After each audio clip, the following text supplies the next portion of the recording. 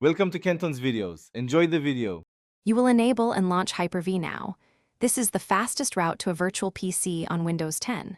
First, open PowerShell as administrator and enable Hyper-V with the command shown, then reboot. Next, enter BIOS and make sure Intel VTX or AMD-V is enabled so the hypervisor can run. Once done, download the guest OS ISO and open Hyper-V Manager. Create an external virtual switch now, so your VM will have network access when it starts.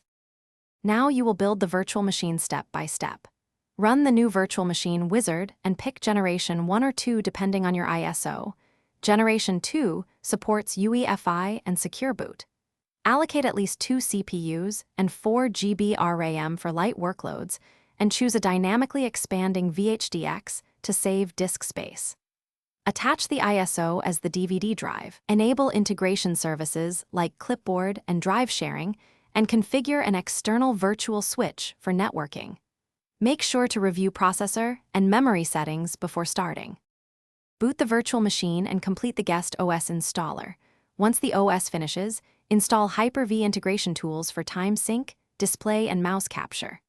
After setup, apply Windows updates and create a checkpoint so you can roll back if something breaks.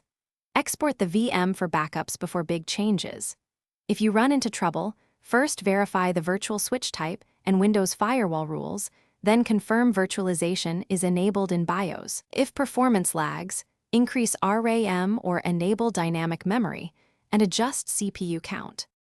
Thanks for watching. Consider subscribing if we helped you.